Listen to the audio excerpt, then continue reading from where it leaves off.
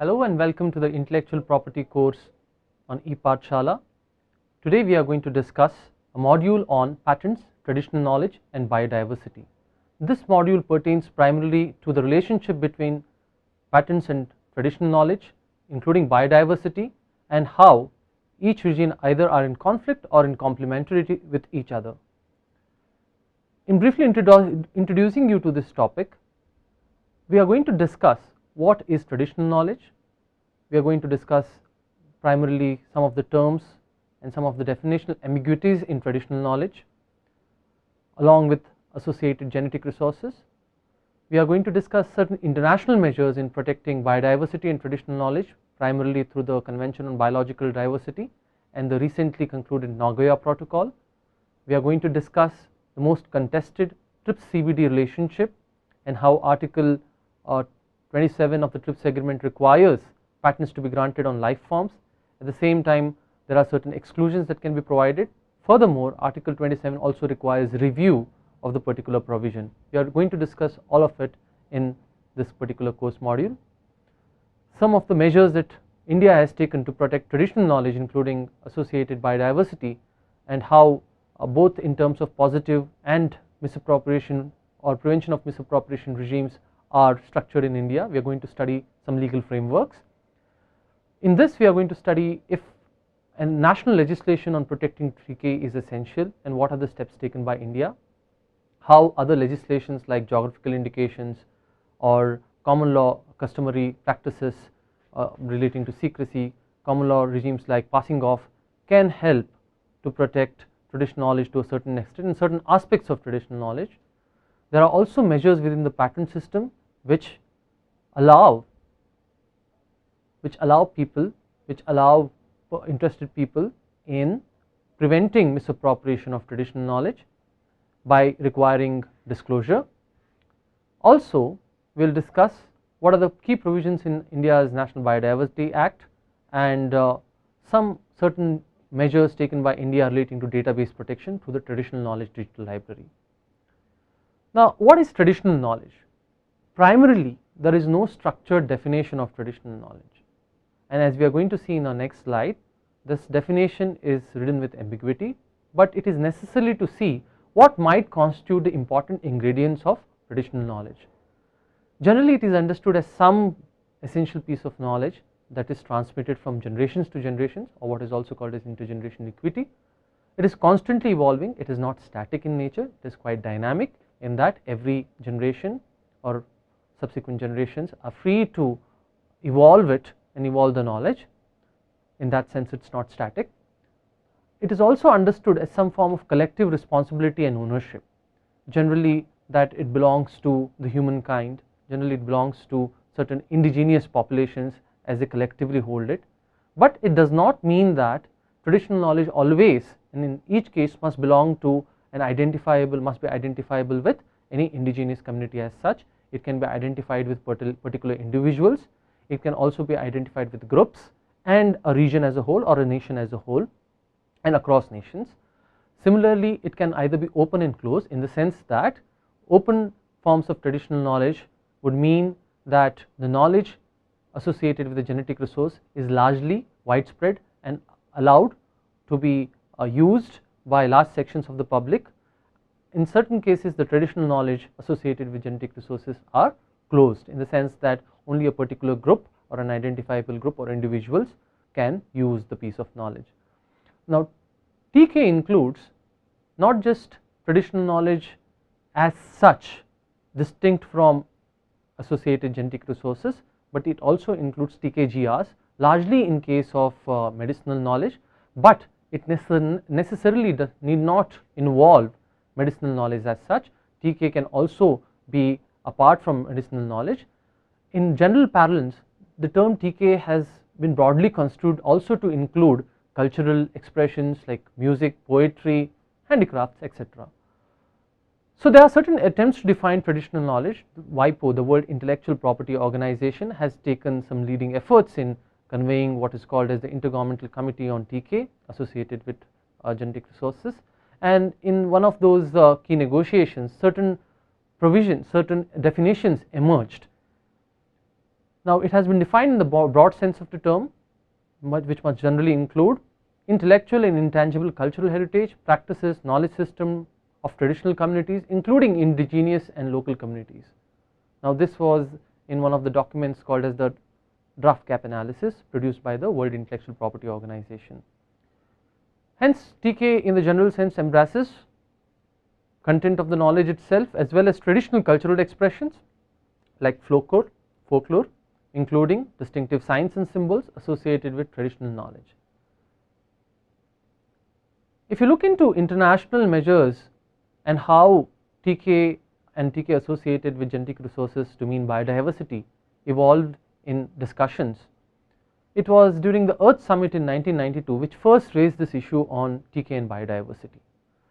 In fact, Principle 22 is very clear to the extent that indigenous people and their communities and other local communities have a vital role in environmental management and development because of their knowledge and traditional practices.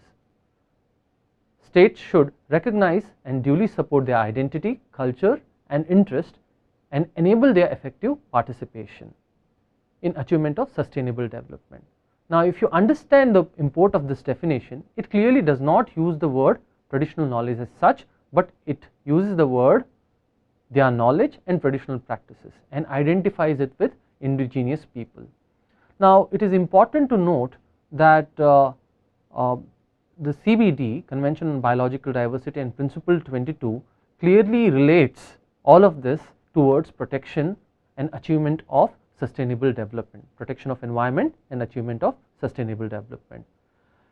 Also, if we can recollect from the TRIPS agreement negotiations, these were not formally part of the Uruguay round negotiations which led finally to the TRIPS agreement and the WTO set of agreements. However, post the TRIPS agreement, these became part of the discussions on Committee on Trade and Environment. In fact, in early 1995, the WTO came up with certain documents within the Committee on Trade and Environment which clearly tried to narrate what might be the possible kind of relationship between TRIPS and CBD, and it stated that the Committee on Trade and Environment will consider the work program envisaged in the decision on trade and services and environment and relevant provisions of the TRIPS agreement, now as an integral part of its work. However, discussions in the WTO moved from the Trade and Environment Committee to the TRIPS Council by way of Article 27.3b review, which we will discuss in the later stage. Now, this review would require WTO member countries to consider how they effectively implemented certain provisions relating to biotechnology or life form patents within their national laws, and it was in this context that discussions between a kind of conflict between TRIPS and CBD was sought to be discussed. Now, international measures pertaining to conventional biological diversity has three main goals. One is conservation of biological diversity, second is the sustainable use of its components of what constitutes biodiversity, and third is fair and equitable benefit sharing arising from such genetic resources. Now, if you look into the core of the relationship that is shared between biodiversity and patenting aspects relating to biodiversity, then the two key provisions that emerge is the prior informed consent and access and benefit sharing. Now, prior informed consent would mean that before accessing the resource, proper consent must be accrued through authorities, and access and benefit sharing would mean that those identifiable communities, and if not identifiable at least towards the state, the benefits that accrue out of commercialization of biodiversity must flow through. Convention on Biological Diversity also discusses access and transfer of technology, including biotechnology, to the governments and local communities that provide traditional knowledge or biodiversity resources.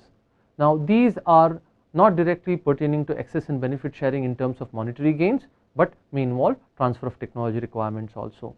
The Nagoya Protocol on access to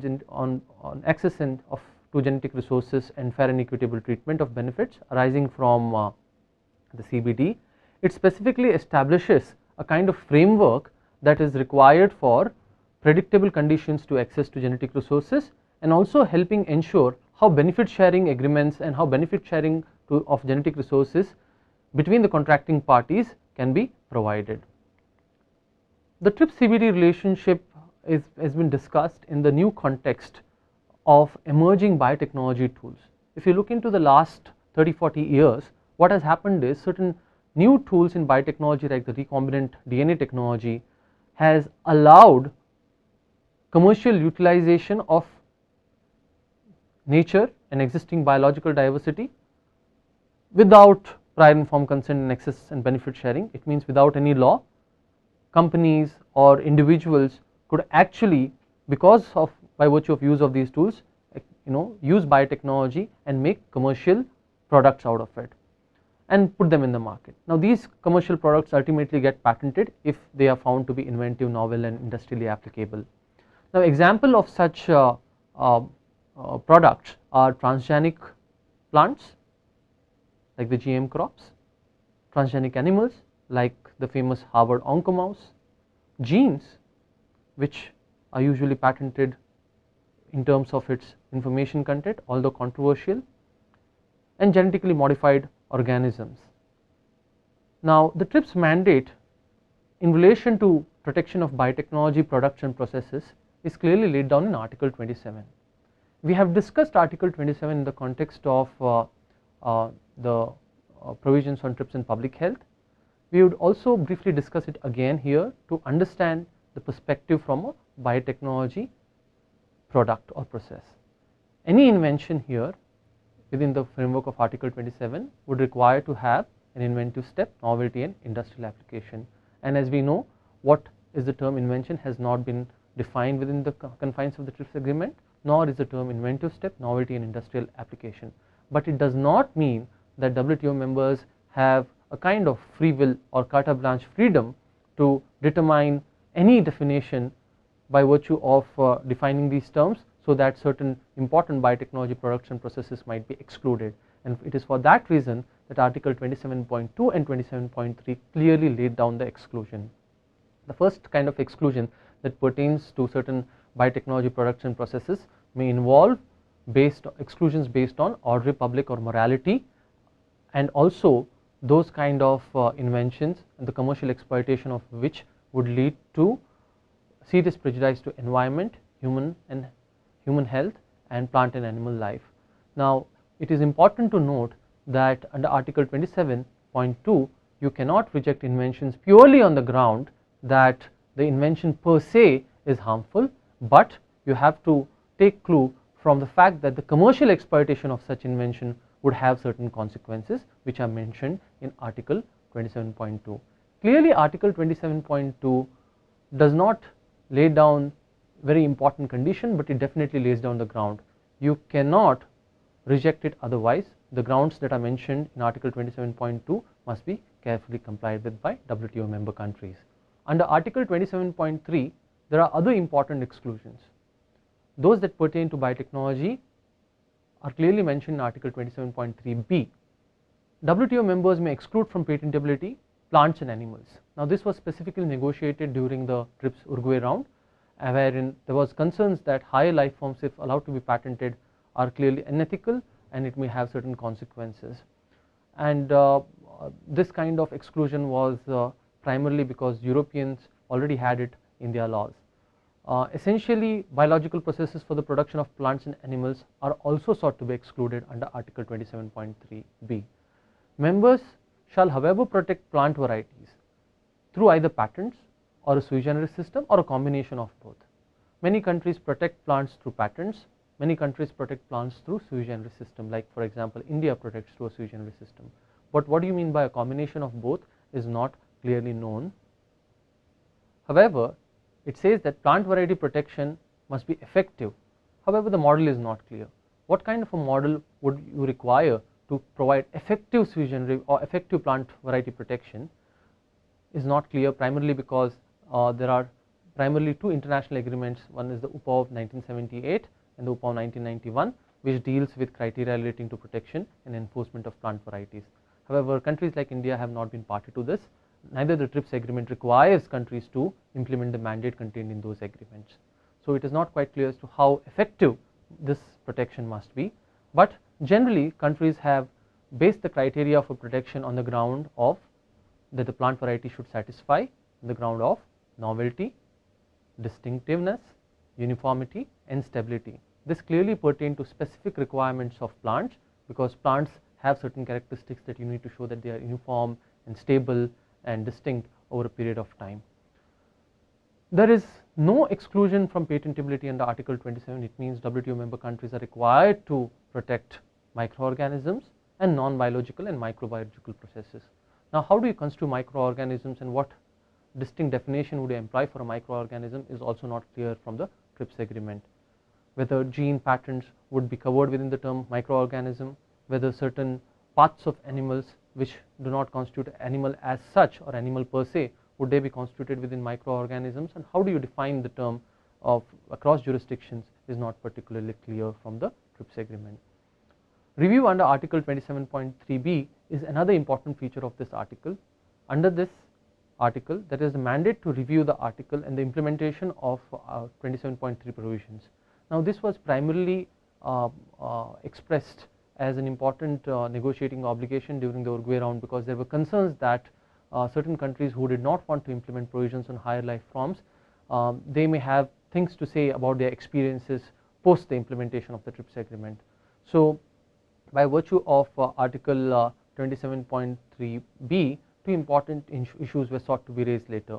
Issues pertain to patent protection and under Article 27.3b, and how countries have implemented, and how countries have also implemented the sui generis protection for plant varieties. Now, WTO Secretariat has conducted some wonderful information gathering exercise, and there are documents that pertain to how WTO member countries have implemented these obligations. The issue of conflict between the TRIPS and the Convention on Biological Diversity also became important during the Doha round, and paragraph 19 of the Doha Declaration specifically says that TRIPS Council should look into the relationship between TRIPS agreement and the UN Convention on Biological Diversity, the protection of traditional knowledge and folklore, and that the work of the TRIPS Council on these topics must be guided necessarily by the TRIPS agreement Article 7, which primarily deals with the objectives of the TRIPS agreement, and Article 8 relating to principles, and must take into account developmental issues that concerns the WTO members. Now, how this mandate has been interpreted is also interesting. Now, different countries have sought to bring in certain issues relating to TRIPS CBD conflict within the framework of Article 27.3b. However, there is no general common understanding relating to the nature of conflict between TRIPS and CBD, nor there is any common understanding as to how to find solutions regarding the same. However, there is some understanding that pertains to how TRIPS and CBD can be interpreted in a mutually supportive way. For example, either by exclusion of life forms totally. The TRIPS agreement Article 27.3 specifically requires you to protect certain kind of life forms, vis-a-vis the CBD obligations relating to sustainable development of traditional knowledge and indigenous and the rights of indigenous people. Now, how to require disclosure of origin, because disclosure of origin as far as certain developing countries are concerned has been one of the important negotiating challenges for them, or one of the important negotiating references. In Article 29 there is a requirement of disclosure. Generally, disclosure as understood within the framework of the patent law is a kind of quid pro quo, wherein the patent holder is expected to disclose whatever knowledge he is trying to seek a patent for. Now, and thus this disclosure shall be in the best mode possible, and it should be in the best mode possible as on the date of filing of the patent application. However, the developing countries are trying to seek an amendment to Article 29 by specifically requiring that patent applicants must mention in their patent application the source of origin of the particular biological material. This is also called as the amendment to disclosure requirement. And by virtue of this, developing countries think that they can achieve certain reasonable degree of certainty as to whether these patent applicants have actually taken the information, the traditional knowledge associated with biodiversity by requiring prior informed consent and access and benefit sharing. Now, there is also thinking as to the nature of conflict between TRIPS and CBD might relate to the grant of erroneous patents, because patents are allowed on life forms. Certain member countries believe that the patent system might lead to grant of erroneous patents, and they frequently cite examples like the turmeric. This turmeric example is pertinent because America prior to 2011 had a requirement under its patent law wherein novelty in relation to public use would be only local. So basically, prior public use in relation to any biological product would be construed within the territorial boundaries of the United States. This was prior to 2011, and due to this, what happened was the properties of the turmeric, the antiseptic properties of the turmeric, were sought to be patented in one of the applications filed by 2 Indians in the United States, and USPTO granted them. Later, the government of India had to engage experts to get the patent revoked, and finally the patent was revoked. Now, this example is frequently cited to suggest that the patent system, when not effectively tailored to the requirements of prevention of misappropriation, may indeed and actually lead to misappropriation.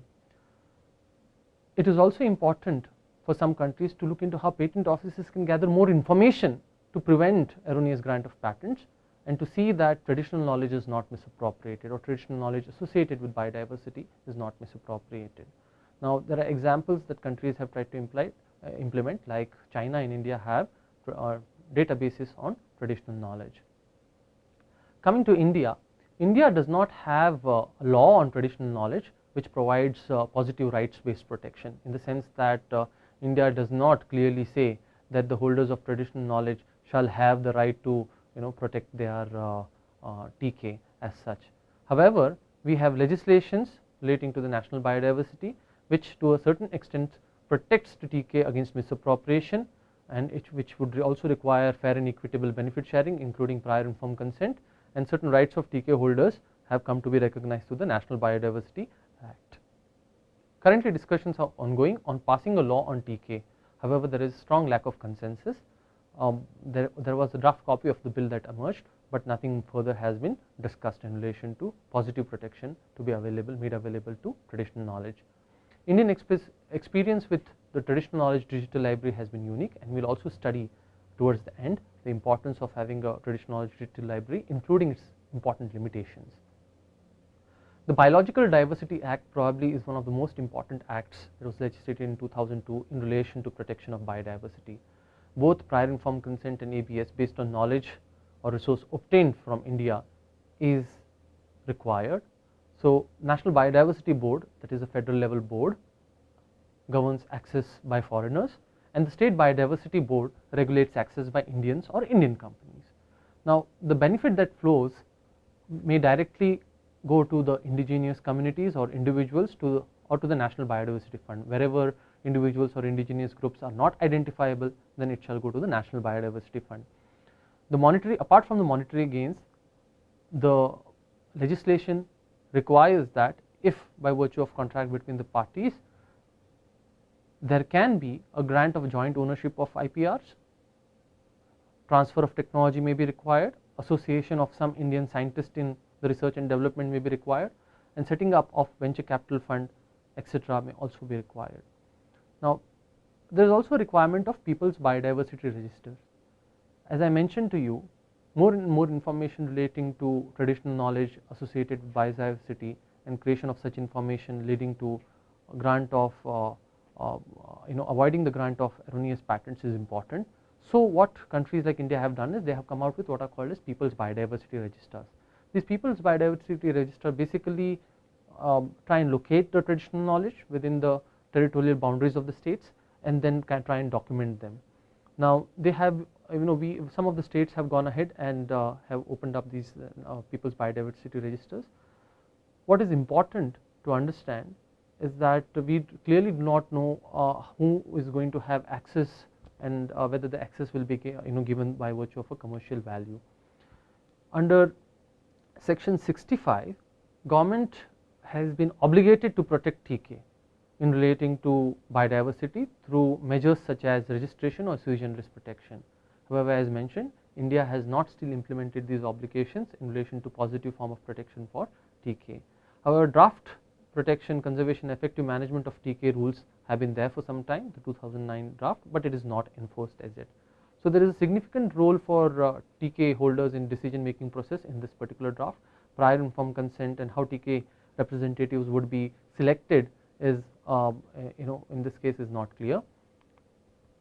The Patents Act is one of the important pieces of legislation that allows you to create a kind of a framework that can avoid misappropriation of traditional knowledge and associated biological diversity. Most important is section 3P. Here an invention which in effect is traditional knowledge or which is a mere aggregation of or duplication of certain known properties of traditionally known components, such kind of inventions will not be granted a patent. Now it is very interesting to see what happens if the novelty aspect, the inventive step aspect and the industrial application, these three criteria that constitute an invention are qualified, and yet section 3P would exclude certain kind of inventions, primarily because this kind of invention is an aggregation or duplication of known properties of traditionally known components. So it thus becomes important that you don't just have a layer of subject matter exclusion, but you also have a layer of patentability thresholds and a higher level of patentability threshold to prevent misappropriation. Section 3B, which discusses something similar to article 27.2, wherein patents may not be granted on inventions which primarily the commercial exploitation of which leads to order a public and morality crisis, and which may cause serious prejudice to plant, animal or human life. This provision has not come to be interpreted through any kind of appellate court judgment, but suffice it to say at this moment that the commercial exploitation of the invention must lead to certain kind of consequences that are mentioned in section 3B. Furthermore, section 3J discusses certain biotechnology exceptions.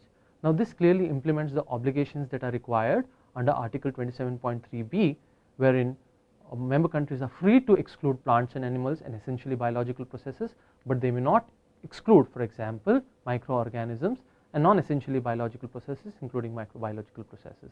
So in this case section 3J of the Patents Act excludes plants, animals including parts thereof. Now how the interpretation of parts thereof must lead to certain kinds of exclusions of biotechnology material is not particularly clear. Under section 10, which requires patent applicants to disclose their patented invention, their applications pertaining to biological material should disclose the source and geographical origin of the biological material. This is an important requirement under section 10 of the Patents Act. Similarly, this has been clarified, and how this has to be done is clarified under form 1 under the patent rules. And under form 1 you would require declaration by an applicant that the biological material used was from India and that it has obtained prior permission from relevant authorities. Now the source that I have taken from Anuradha RV suggests that there is no evidence of Biodiversity Act permission however required. It means you need not go and get a specific certificate or a requirement from that is not clearly a requirement under the patent law. But what is the legal effect? Ultimately the legal effect is revocation. A patent may be revoked both under section 64 and 66 if it does not comply with the disclosure norm under section 10. Now this revocation is kind of interesting because under section 64 you can revoke on all the grounds that pertain to patentability, including lack of novelty, lack of inventive step, lack of industrial application and lack of disclosure. At the same time section 66 goes one step ahead and allows governments to revoke the patent purely on the ground of public interest or that it is mischievous to state. Now provided you give an opportunity for hearing. There are two examples primarily that relate to revocation under section 66. One of them will be discussed today, that is Evastogen patent. Now this particular patent was filed by an Indian company called Evastogen relating to the anti-diabetic properties of jamun and other fruits, and these patent applications were not opposed interestingly by any groups including the CSIR. However, CSIR had opposed the same patent application filed in the European Patent Office, but it did not oppose the application, the similar application that was filed in India. So the patent was granted in India, and then later when this patent was noticed by government officials, they sought revocation of the patent through the utilization of article section 66, and the reason primarily given is because it pertains to traditional knowledge as such and does not involve anything more than traditional knowledge. So this is clearly an example of use of article 66, where clearly prior to the grant or even after the grant, there was no pre and post grant opposition at the patent office, and no one challenged the patent for revocation. So it was the bounden duty of the government to revoke it, primarily because it was aggregation of traditional known components and it essentially formed traditional knowledge. Another way to protect certain aspects of traditional knowledge relating to plant varieties is through the Protection of Plant Varieties and Farmers' Rights Act 2001. Under this legislation, benefits can be claimed by those indigenous tribes and communities wherein their genetic material is used in the development of a new variety. So whoever produces new variety based on earlier varieties wherein certain traditional knowledge or certain other aspects of biodiversity is involved, then the earlier originator would be required to be compensated. So it is something certain kind of a benefit sharing requirement that is under the Plant Varieties Act. Similarly, farmers would always have the right to save, use, resow, exchange, share or sell his farm produce in relation to non-branded seeds. Now this requirement specifically allows farmers to get certain kind of protection against infringement of plant varieties. Farmers can also register their own varieties. Now this is the kind of positive protection that the law provides to farmers, wherein their own varieties which is based on certain existing traditional knowledge can also be registered. Geographical Indications Act 1999 is one of the new legislations that is required to protect certain aspects of brand relating to geographical relating to products that have certain attributes which can be traced to a geographical location. Now geographical indications as such and per se may not provide full protection to traditional knowledge and products associated with them, but it definitely helps them to protect the unique name symbol of the product in which the TK persists. Now this may be suitable to a limited extent, since GI acts as an authenticity quality of the mark for quality reputation characteristics of the product. It is a kind of collective property philosophy, and hence it acts in a way to protect certain elements of the collective property notions involved in traditional knowledge. Now applicants can be any association or producers and must represent the interest of the producers. Now this is a kind of unique law that can protect certain aspects of traditional knowledge. The common law regime of passing off can also be used in certain circumstances where products based on traditional knowledge are actually misappropriated and used, wherein the other person who infringes on the mark or on the name would sell it as arriving from the source of others, in the sense that he would sell it primarily to show that it originates from the person who has originally produced the product based on TK. This remedy is even otherwise available in case of other kinds of infringement of unregistered trademark, which can be extended to the products that involve traditional knowledge too. Similarly, the scheduled tribes and other tribal forest dwellers Recognition and Forest Rights Act 2006 grants legal recognition of rights to traditional forest dwelling communities in relation to certain kind of biodiversities. Now this is a very important act which pertains to forest dwellers and their traditional rights relating to collecting of forest produce. Finally, India has come out with what is called as a traditional digital library, traditional knowledge digital library. In this case, measures are taken to prevent misappropriation of traditional knowledge, and what happened was, after the turmeric and the neem episodes wherein patents were wrongly granted and subsequently revoked by USPTO, it was thought by the Indian government that it would be important to document these and create a wide repository of existing knowledge and create it in different languages, so the different patent offices can use those libraries and can either revoke the grant or may not grant based on the existing prior art that is mentioned. So primarily the TKDL is translated in several languages: English, German, French, Japanese and Spanish. Traditional knowledge resource classification is a standard taxonomy that is used for classifying these. TKDL covers over 2 lakh formulations which have been taken from Ayurveda, Unani Siddha and Yoga text. Now this project is quite impressive in the sense that a lot of existing material has been located and translated into identifiable text. Now the pilot project, and it's clearly not a comprehensive documentation of traditional knowledge. However, excess MOUs have also been signed with the EPO, JPO and USPTO. Now this traditional knowledge digital library is held in confidence and is not clearly available to the larger section of the public, but special access agreement are granted to EPO, JPO and USPTO and some other patent offices.